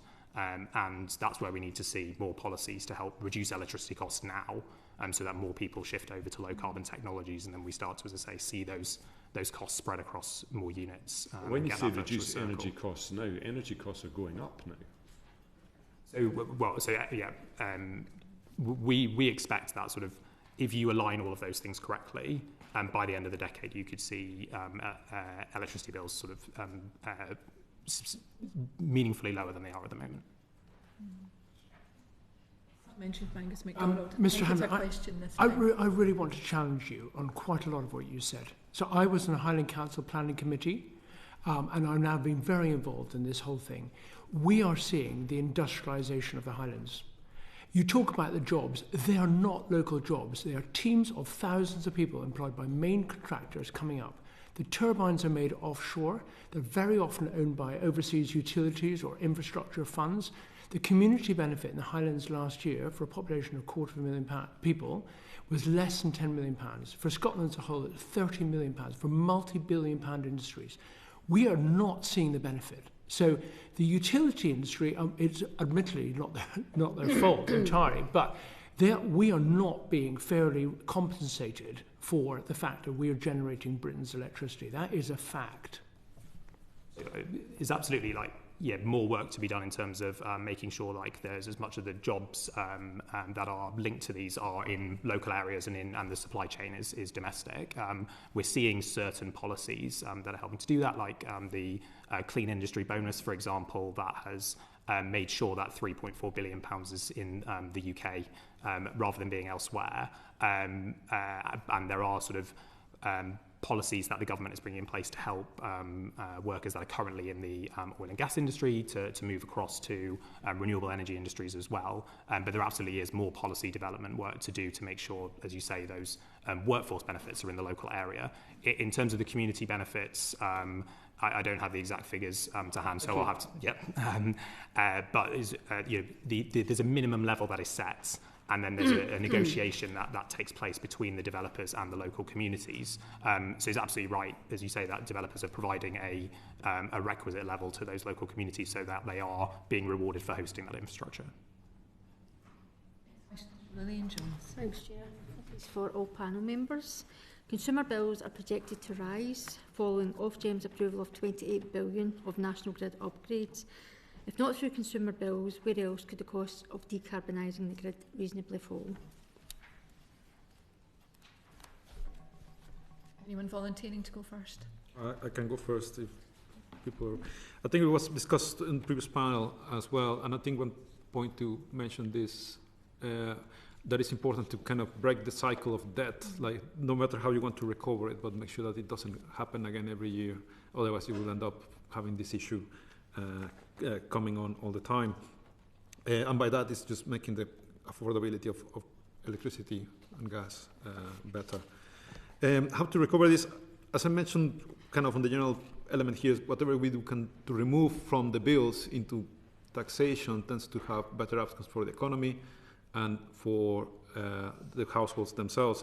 It's a more progressive way of doing it, but also affects less businesses in the sense that you need energy to operate, to open up your cafes and your pubs and your industries.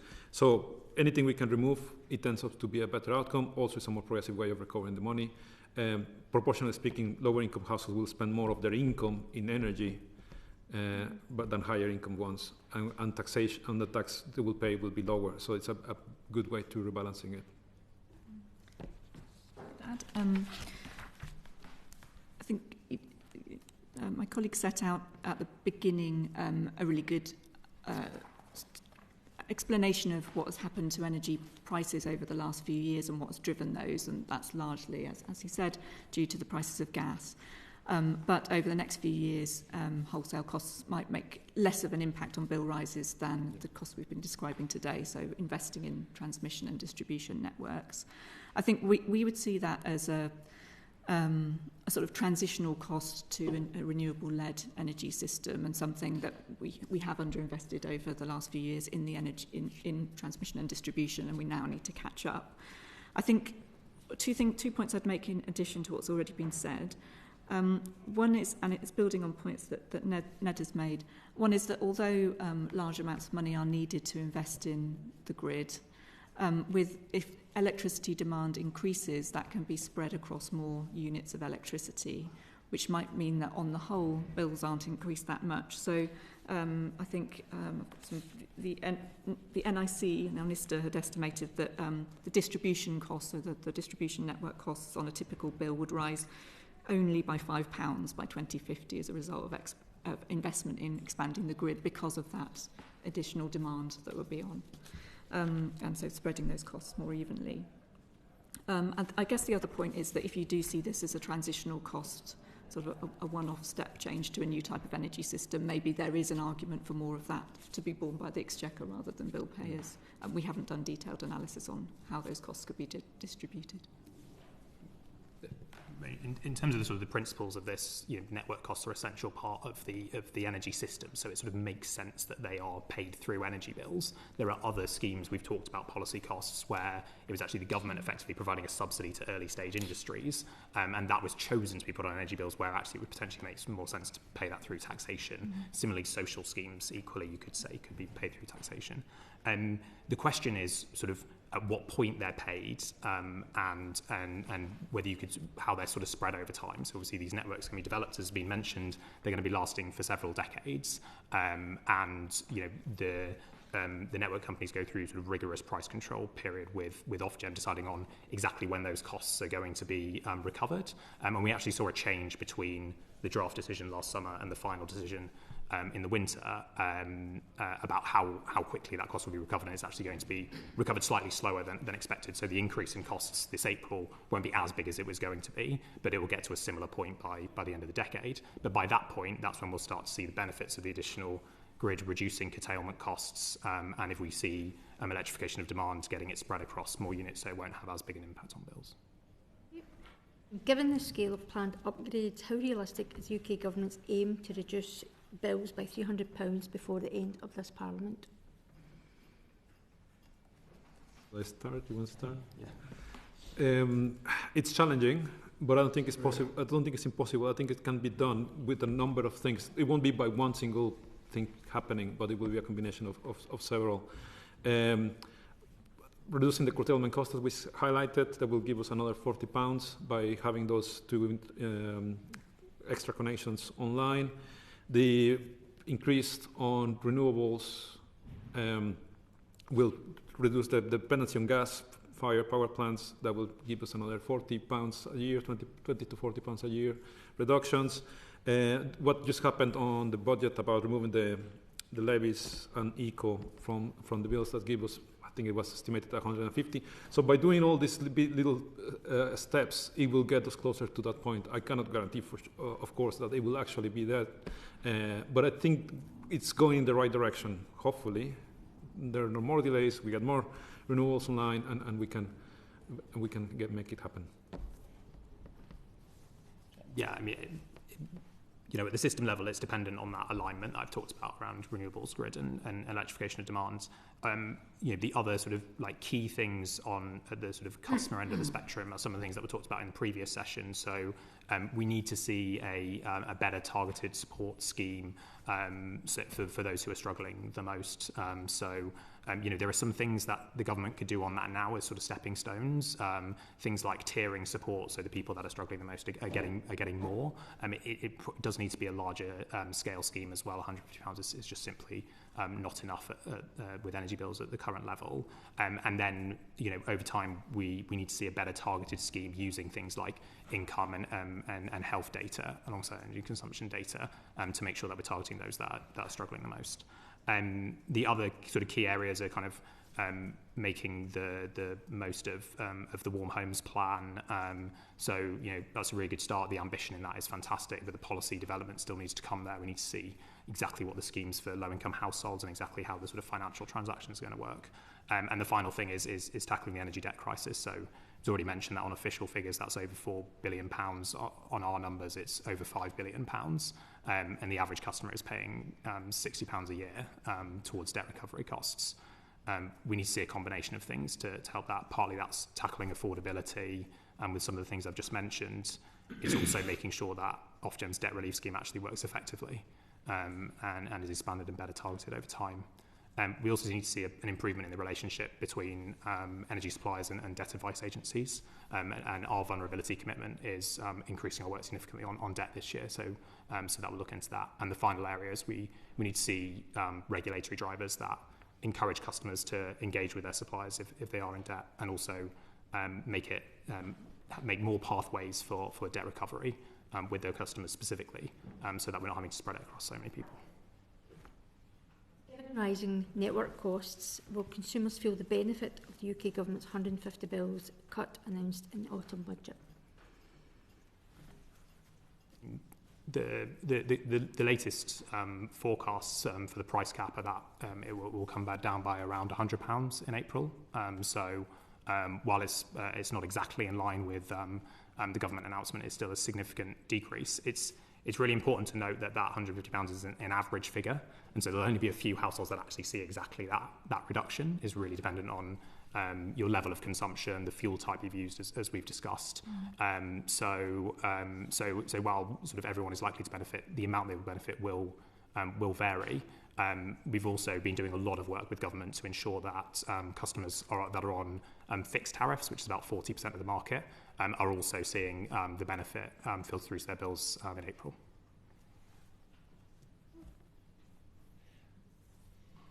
I guess speaking on the element of fixed prices, I think that's a positive thing coming on recently, that we kind of stopped having good retail deals and there was no incentive of switching as much because everything was in the price cap.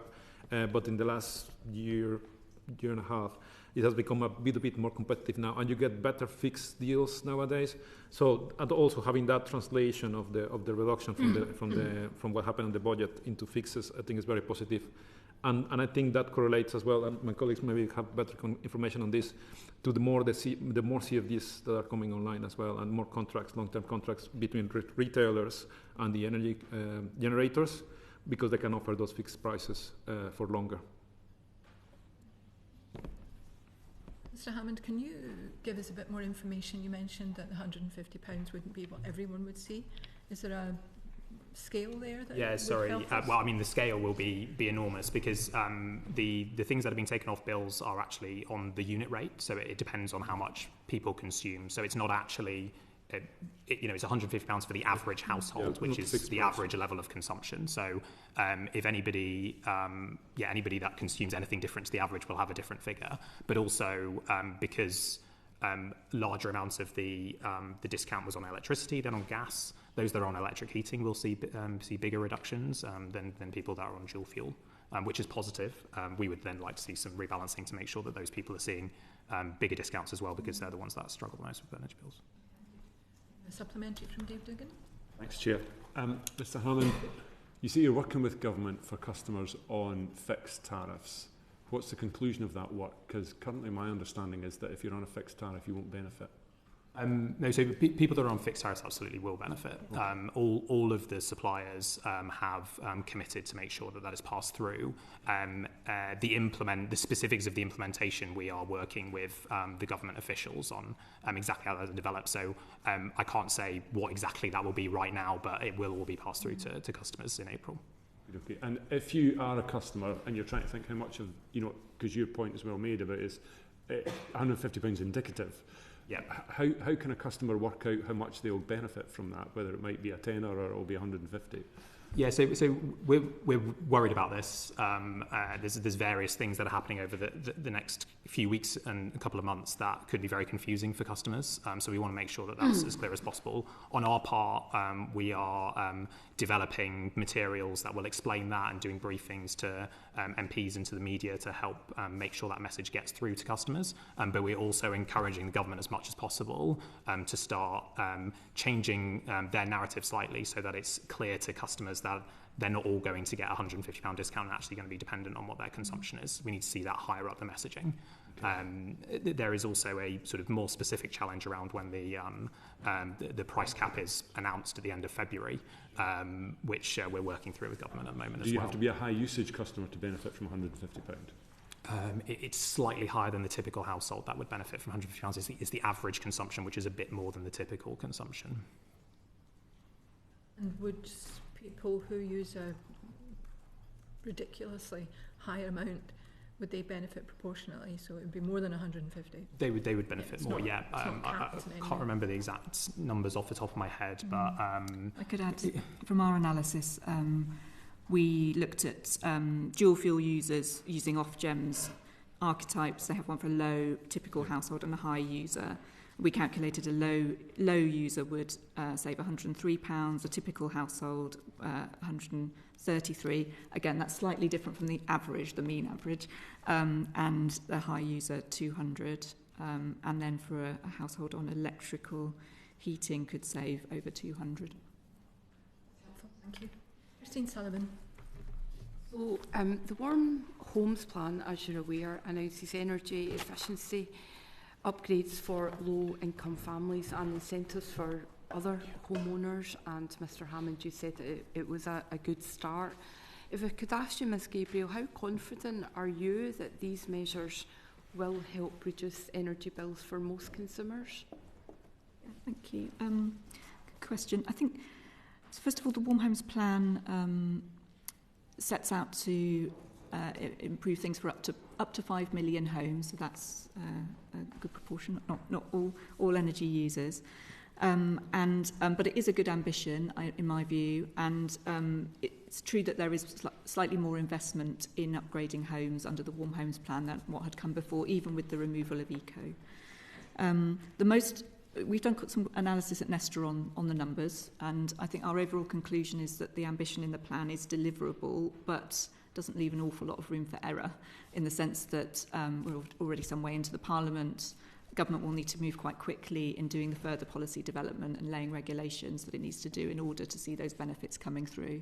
So quite a lot of the benefit comes not through grants or direct investment as part of the Warm Homes Plan, but through increasing minimum energy efficiency standards on landlords in the social rented sector and the private rented sector in England and Wales, and that those regulations need to be put in place fairly quickly. So there's a different regime in Scotland, in some ways already further ahead. And then in terms of the general approach to helping households save money through grants and investment, at Nesta we support the overall approach, which is about electrification, for some of the reasons that we've heard already. We've done some analysis on how combining different low carbon technologies in the home could reduce bills. We're quite positive about the potential bill reductions when those technologies are combined effectively, particularly when you start using tariffs that are designed for those purposes. So we calculated that a typical household with solar and batteries and a smart tariff could save about 40% or more on their energy bill, so in sort of money terms, around £700. Whereas if you combine that with a heat pump as well, and a tariff that's designed for that, you could save over half of your bill, so £1,000 off a £1,600 bill. Now, those rely on some assumptions to be true. You have to be using those technologies effectively, and I think it does mean that in implementing the plan we need to think really carefully about how we help people to make sure those technologies are set up well, that they're combined with a good tariff, that people understand how to use them and are having support to get the most from them.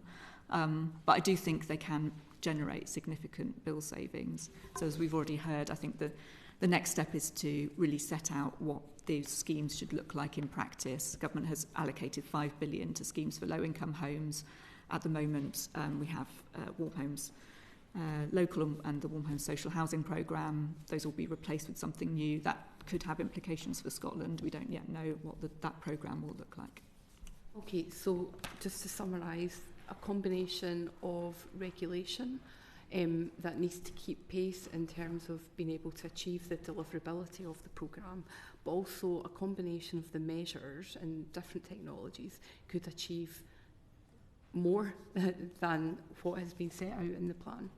Okay, so we need to focus on a number of different things rather than just one household looking at maybe one particular thing, and it has to be appropriate for those households. Okay, could I ask as well, what is your assessment of how the plan will reduce energy bills through improved energy efficiency, given that bills are increasingly shaped by the standing charges rather than usage? I might challenge that slightly in terms of the statement around bills being increasingly shaped by standing charges rather than usage. Colleagues may want to come in on that. I think we heard earlier on that in some cases households are really reducing their usage because they are worried about the cost, but there's a huge element of that they can't affect, and that's the standing charge. So they're still being pushed into debt because they can't afford the standing charge, even though they are, turning off their heating, not using the oven, or different interventions in their own daily life, but there are elements that they can't change. Thank you for the clarification. I'd add two things on that. One is that a situation where people are having to curtail their energy use to that extent is not a good thing. And one potential positive from the Warm Homes plan is that it is trying to introduce more efficient low-carbon technologies to people's homes that could allow them to heat and power their homes better. If you've got solar panels and a battery and you're able to import electricity at cheap times and keep it in your battery, generate some of your own, hopefully you're not going to have to turn off your heating and not use your oven. It gives you more access to cheaper electricity. I think the other aspect is something that you heard about from the first panel, which is that when people are struggling to that extent, I think we would say they need more support with their bills. We haven't at Nesta set out our own proposals around social tariffs or other types of social support, but when we looked at levy rebalancing, we recommended that sit alongside an expanded discount programme that could look like Warm Home Discount for more people. That actually, since then, Warm Homes Discount has been extended to more people, but it's still a flat rate rebate. We think a unit rate discount would probably be more supportive and progressive overall. So I think there is something around supporting people more effectively when they're in such dire straits, but also, don't want people to have to curtail their usage to the extent that you've described, and I think low-carbon technologies could help with that. Yeah, I would agree with everything Madeleine said there. If people are in that situation, then they've got an affordability problem with their energy costs. It's not just about the standing charge, and they need significant support. Suppliers where they can see that will be providing support. So if they're, for example, on a prepayment meter, they might be able to get additional support credit. But we also need to say that better targeted support scheme from the government, and then the actions from Ofgem to start resolving the debt crisis.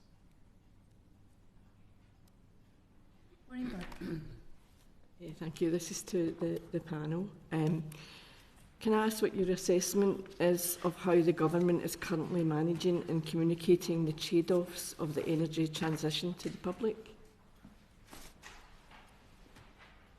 I think what I would say is so far the communications from the government have largely focused on infrastructure development and particularly the Clean Power Mission, and that has done a fantastic job in sort of galvanising industry behind that. We've seen significant investment as a result of it, and it is a clear message to customers. But What we haven't seen as much of is the other stuff that I've mentioned before that needs to come alongside that, particularly around electrifying demand, and that actually the importance of customers shifting to low carbon technologies to make sure the system works together at the lowest possible cost. So we would definitely like to see, both from a sort of policy and from a communications perspective, more focus on that. The sort of slight sub-point that comes below that is that to make sure we can benefit from that electrified demand the most, we need to complete the smart meter rollout so that everyone can get those sort of like flexible tariffs and benefit from shifting their demand to different times of the day where possible. And we see the government talk very, very little about that. And so we'd definitely like to see them talking more about the positives of smart meters. And while there have been significant challenges with that rollout, there are big benefits to customers that move to smart meters, and we are starting to see a lot of the technological changes that will mean that a lot of those historical problems will be removed over the coming years. Yes, would you like to? I agree with those points. Thanks. Nothing to add. Yeah. Sorry. No, go ahead. Okay. No, I think those are very, very good points, and it's a challenge because you talk to people and people have very different views, and the media says one side of the story, but maybe not the whole story. So it's a difficult communication and a difficult idea to sell to people. It's been good attempts to that. I feel, and colleagues again have worked more on the public perception piece. Probably more transparency, more direct ways of communicating, and going back to the element about the community benefits, meaningful communication and engagement, not only kind of like, we need you to please approve here and we give you £5,000, like more than that, and across the whole project planning stage. I think that will go up a really long way. So transparency and both the pros and the cons of everything. And people are receptive, people care, people want to engage with this, but they don't want to be taken advantage of. Thank you. So can I ask what your assessment of public attitudes, but I think you've kind of covered that a bit there, towards the energy transition today, and what could be done to build understanding and consent? I think it's touching on those points, and I guess reflecting on what Angus MacDonald mentioned before, that, and that's the unfortunate reality, we all promise jobs, but then you go down to the ground and you say, actually, yes, there are jobs for people coming from down south and doing the thing here. So that really hurts perception and kind of that consensus building. So we need to really stick to our words, say we were going to promise jobs, try to actually make them happen. Of course, there are logistical challenges to this. That is a reason why these things to happen this way. But I think we can probably do a better job of integrating communities and make them part of it.